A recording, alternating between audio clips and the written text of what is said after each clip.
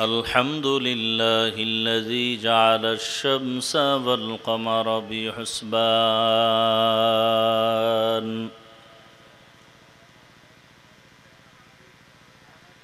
والنجم والشجر يسجدان وفضل زمانا على زمان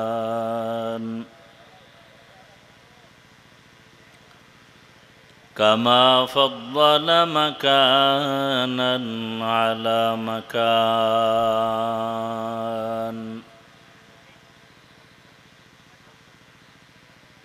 وإنسانا على إنسان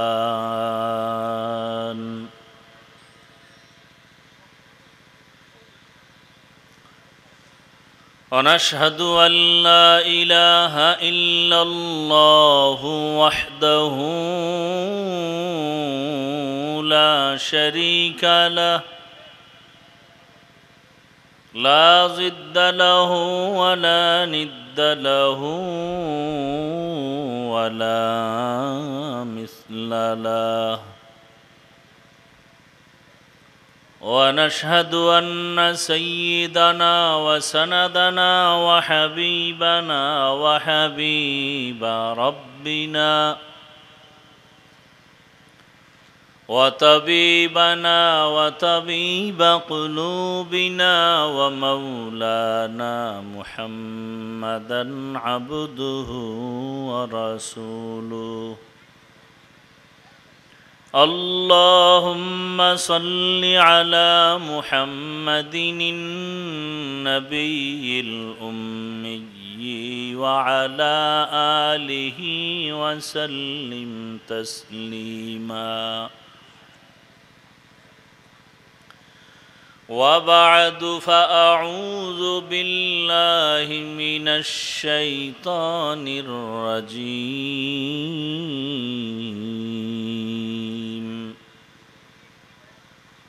بسم الله الرحمن الرحيم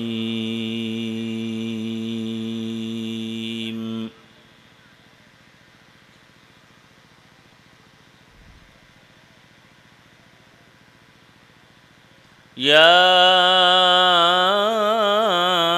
أيها الذين آمنوا اتقوا الله ولتنظر نفس ما قدمت لغد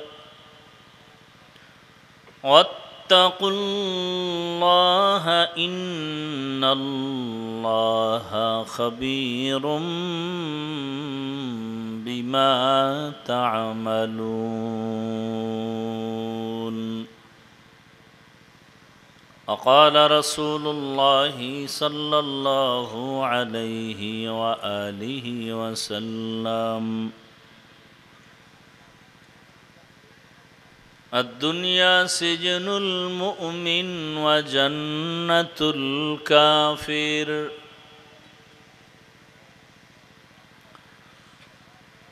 صدق الله مولانا العظيم وصدق رسوله النبي الأمي الكريم ونحن على ذلك من الشاهدين والشاكرين والذاكرين والحمد لله رب العالمين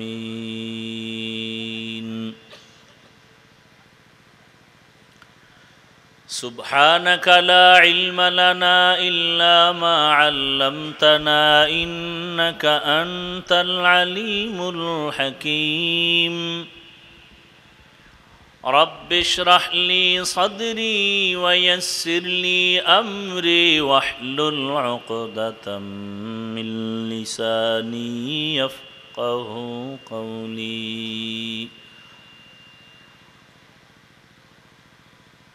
درفشانی نے تیرے قطروں کو دریا کر دیا दुर्फशानी ने तेरे कतरों को दरिया कर दिया, दिल को रोशन कर दिया, आँखों को बीना कर दिया। दिल को रोशन कर दिया, आँखों को बीना कर दिया। मोहम्मद ने आकर कुफर को मिटाया,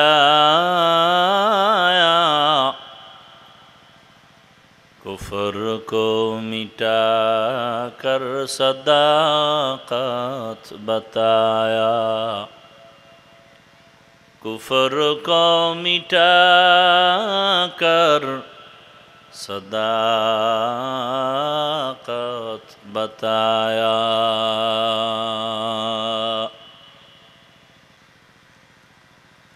উলামায়ে হযরত আলোচনা রেখেছেন, ধৈর্যের পরিচয় আপনারাও আলোচনা শুনছেন। উলামায়ে কেরামের সমস্ত কথাগুলো সহি তরিকায় আমল করার তৌফিক আমাদেরকে আল্লাহ দান করেন। উলামায়ে কেরামের ইজ্জতকে আল্লাহ বেশি বেশি বাড়ায় দেন। উলামায়ে কেরামের বিরুদ্ধে যারা পদক্ষেপ গ্রহণ করে, ষড়যন্ত্র করে, চক্রান্ত করে, বলার মাধ্যমে, লেখার মাধ্যমে, আল্লাহ তাদের হেদায়াত দান করেন। সংক্ষেপ দোয়া নেওয়া এবং আলোচনার নিয়তে কোরআনে হাকিমের এক আয়াতে করিমা তিলাওয়াত করেছি, নবীজির হাদিস থেকে এক টুকরো হাদিস পড়েছি। আয়াত ও হাদিসের আলোকে ইখলাস ও রুহানিয়তের সমন্বয়ে কিছু কথা বলার মতো, শুনবার মতো, সহি নিয়তে, সহি তরিকায়, সহি কিছু কথা আল্লাহ আমাকে আপনাদের সকলকে বলার শোনার তৌফিক দান করুন।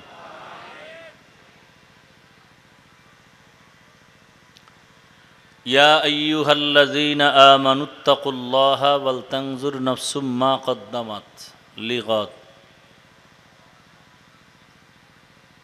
আল্লাহ বলেন, হে মুমিন, তোমরা তাকওয়া অর্জন করো তথা আমাকে ভয় করো, এবং সামনের তোমার এক জীবন আছে, সেই জীবনের সম্বল সঞ্চয় করার প্রতি মনোনিবেশ হও। ওয়াত্তাকুল্লাহ, আল্লাহ আবার বলেন আমাকে ভয় করো। ইন্নাল্লাহা খাবীরুম বিমা তা'মালুন, তোমার জীবনের সব কৃতকর্মের হিসাব বা খবর আল্লাহ অগ্রিম জানেন। নবীজি বলেন, আদ-দুনিয়া সিজনুল মুমিন ওয়া জান্নাতুল কাফির, দুনিয়াটা মুমিনদের জন্য একটা জেলখানার মতো, দুনিয়াদার বেঈমানদের জন্য একটা বালাখানা, শান্তির স্থানের মতো। খুব খেয়াল করে শুনবেন, বুঝার চেষ্টা করবেন, আমল করার পাক্কা নিয়ত করবেন।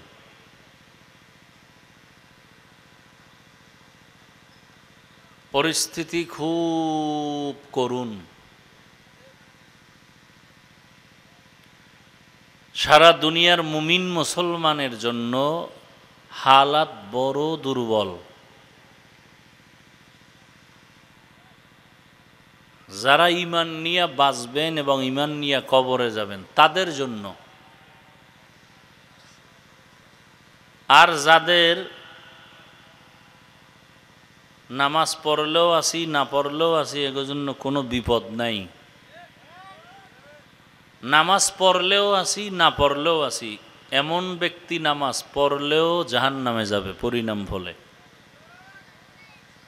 রোজা রাখলেও আসি না রাখলেও আসি এমন ব্যক্তি রোজা রাখিয়াও জাহান্নামে যাবে। তো যারা ঈমান নিয়ে বাঁচতে চান, ঈমান নিয়ে পরকাল জীবনে যেতে চান, তাদের জন্য ভয়াবহ পরিস্থিতি। কাফনের কাফন কিনে রেডি রাখেন। দুনিয়ার সব বেঈমান একদিকে, মুসলমান ইমানওয়ালারা ভিন্ন দিকে। আমার দেশের অবস্থাও বড় করুণ।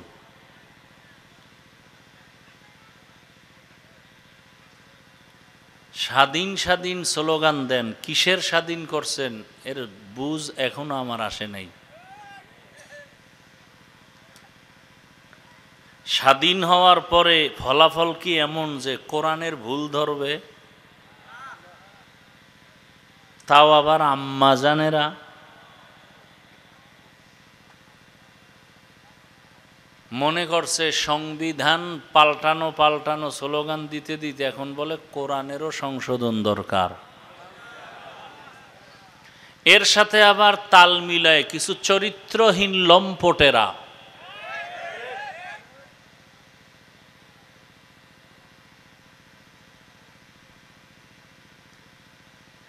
এরা সব সাইনবোর্ডদারি মুসলিম।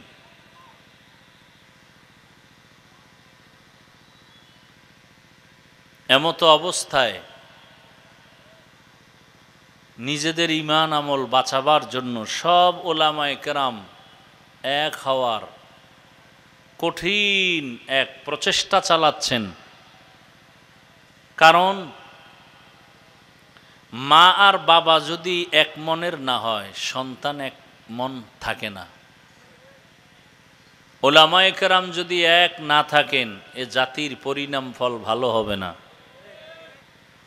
তবে ওলামায়ে কেরাম যতটুকু আগাতে চান, তার ভক্তবৃন্দরা ভালোবাসার নামে ততটা পেছন দিকে নেওয়ার জন্য টানতে থাকে। এর জ্বলন্ত একটা প্রমাণ হলো আলেম ওলামাদের বিরুদ্ধে যারা ফেসবুকে লেখালেখি করে, এরা তার একটা প্রমাণ। এরা মা বাবার অভিশপ্ত সন্তান। কোনো ভালো মায়ের ভালো সন্তান আলেমদের বিরোধিতা করে না। মায়ের খারাপ সন্তানটাই চরিত্রহীন, অভিশপ্ত, ওরাই শুধু আলেমের বিরুদ্ধে লেখে।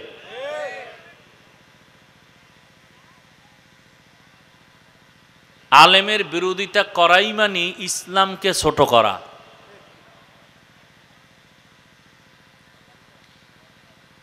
কারণ কিয়ামত পর্যন্ত জমিনে আর নবী আসবেন না। আসবেন? সাহাবায়ে কেরাম আসবেন। কিয়ামত পর্যন্ত এই জাতিকে জান্নাতের সঠিক পথ দেখাবে শুধুমাত্র এক দল। কয় দল? তাও উলামায়ে কেরাম বলা যাবে না, বলতে হবে উলামায়ে আহলে হক। ওলামায়ে, জবাব দেন, কথা বুঝেন, খুব বুঝার চেষ্টা করেন, তালে বহু দিন কাটাইছেন।